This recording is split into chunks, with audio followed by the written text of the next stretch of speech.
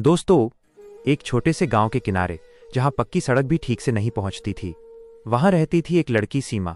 सीमा की उम्र थी करीब 15 साल। दुबली पतली, चेहरे पर मासूमियत, लेकिन आंखों में एक गहरी थकान।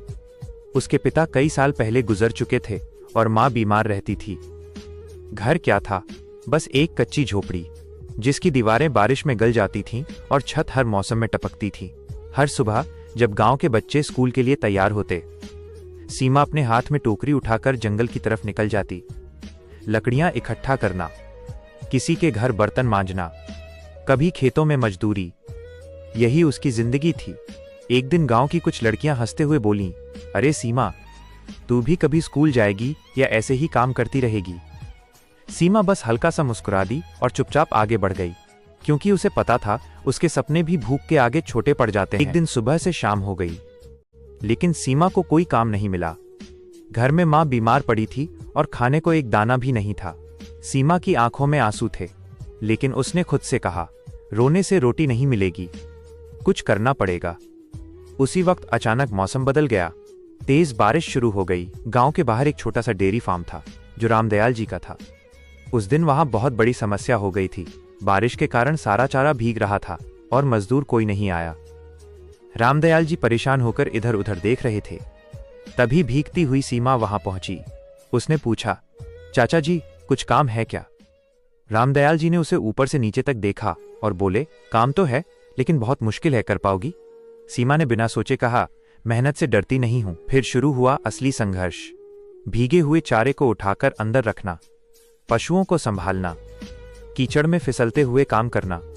सीमा बार बार गिरती, लेकिन हर बार उठ जाती।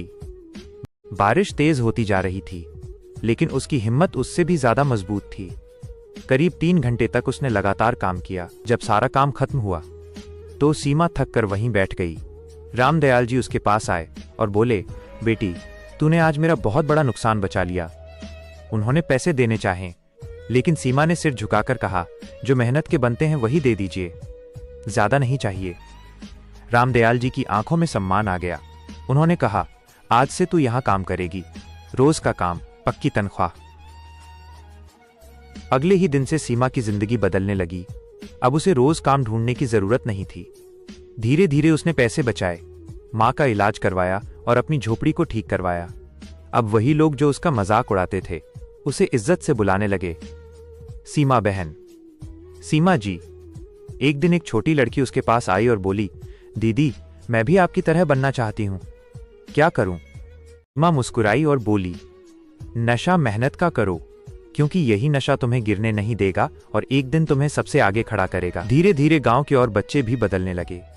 जो पहले खाली घूमते थे, अब काम सीखने लगे। सीमा अब सिर्फ एक मजदूर नहीं थी, वो एक मिसाल बन चुकी थी। दोस्तों, इस कहानी से हमें एक ही बात सीखने को मिलती है, हालात कितने भी खराब क्यों न हो, अगर मेहनत करने का जज्बा है तो किस्मत बदलते देर नहीं लगती। नशा अगर करना है तो मेहनत का करो, क्योंकि यही नशा जिंदगी बना देता है। दोस्तों, अगर आपको ये कहानी पसंद आई हो तो हमारे YouTube चैनल सब्सक्राइब करें, बेल आइकन दबाना मत भूलिए, ताकि हर नई कहानी सबसे पहले आप तक पहुंचे। वीडियो को लाइक करें और कमेंट में जरूर बताएं आपको कहानी का कौन सा हिस्सा सबसे ज्यादा पसंद आया।